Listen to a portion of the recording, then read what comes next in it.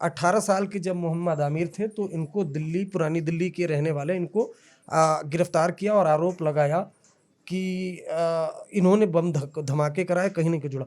शुरुआत कैसे हुई? आप 18 साल के थे, आप कहाँ पे थे उस वक्त, कैसे पुलिस पहुंची, पूरा अगर आप बता पाए।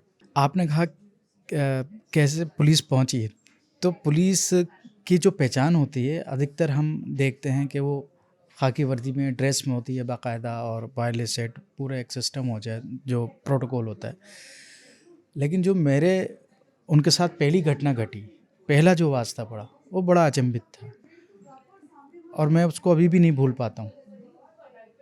मुझको याद है 20 फरवरी 1998 की वो रात थी। समय लगभग 9 बजे के आसपास था, सर्दियों का समय था, फरवरी का। और मैं ओल्ड दिल्ली में रहता हूँ, जो कि वॉल्ड सिटी है, जो कि अब कमर्शियल माहौल में बदल चुकी है। और ठंड में रात के टाइम अक्सर दुकानें बंद हो जाती हैं, होलसेल रिटेल वगैरह की। तो एक रोड था मेरे सदर बाज़ार में, एरिया के नज़दीक जहाँ मैं रहता था। उस रोड पर मैं जा रहा था दवाई लेने के लिए। मेरे स्टोन प्रॉब्लम थी और मैं आयुर्वेदिक इलाज कर रहा था। एक दुकान थी 12 टोटी चौक पर, उसके लिए मैं जा रहा था, जल्दी जल्दी कि दुकान बंद ना हो जाए, दवाई लेने के लिए। तो मैं जब बहादुरगढ़ रोड के करीब पहुंचता हूं तो मुझको महसूस होता है कि कोई मेरे पीछे चल रहा है तेज़ी से, क्योंकि मैं तेज़ी से दुकान की तरफ बढ़ रहा था। मैंने हल्के से पलट कर भी देखा तो एक कोई सिविल ड्रेस से, और लेकिन वो फिर एकदम साइड में जो है पेशाब करने लगा खड़ा हो गया। मैं फिर धीरे धीरे आगे चलने लगा।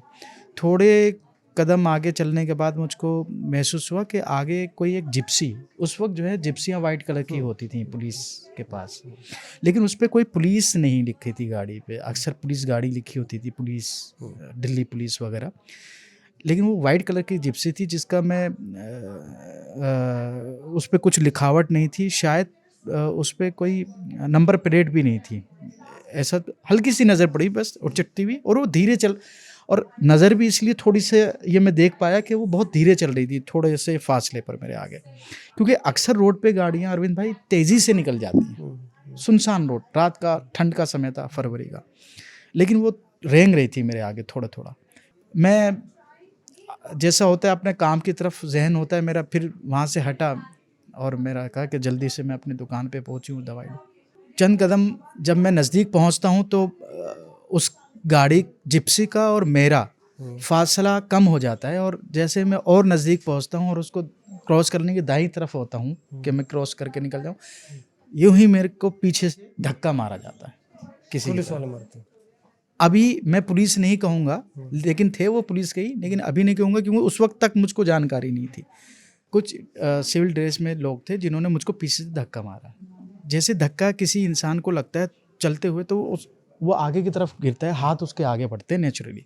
मेरे भी इसी तरह हाथ बढ़े आगे, और जिप्सी के अंदर कुछ लोग बैठे थे, उन्होंने उस हाथ को पकड़ा, उसको अंदर खींचा, पीछे वालों ने धक्का मार के अंदर करके उन्होंने फर्श पर, जो गाड़ी का फर्श होता है उसके ऊपर बिठा दिया नीचे मुंह, और फौरन मेरे मुंह पे और आंखों पे पट्टी बांध के पीछे आ।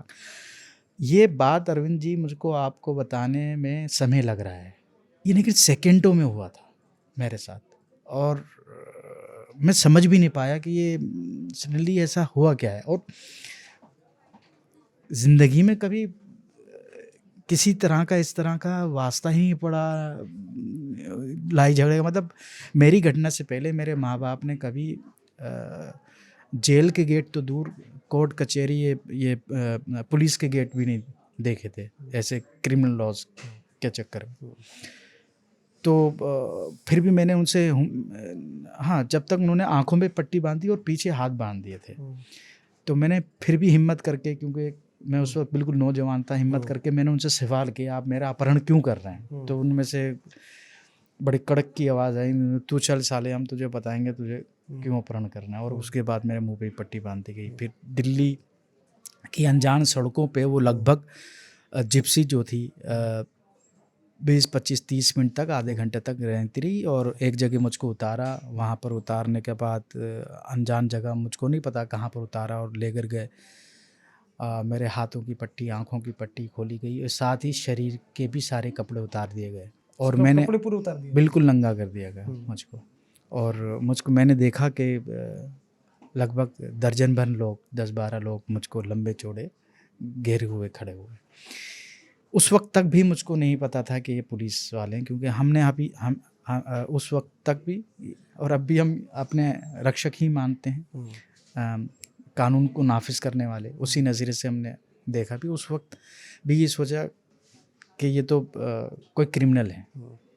वाकई में वो सिविल ड्रेस में हम समझ में नहीं आ रहा था, क्योंकि चिन्ह ही नहीं था कि जिससे पता चलता कि वो सिविल ड्रेस में थे। तो ये मेरी एक पहले घटना घटी उस रात को। और फिर 3rd डिग्री टॉर्चर उन्होंने मेरे से साथ करना शुरू कर दिया। 7 दिन तक इलीगल मेरे साथ इलीगल रखा उन्होंने 7 दिन तक और टॉर्चर किया। 7 दिन के बाद 27 फरवरी को 30 हरी कोर्ट में फिर पेश किया।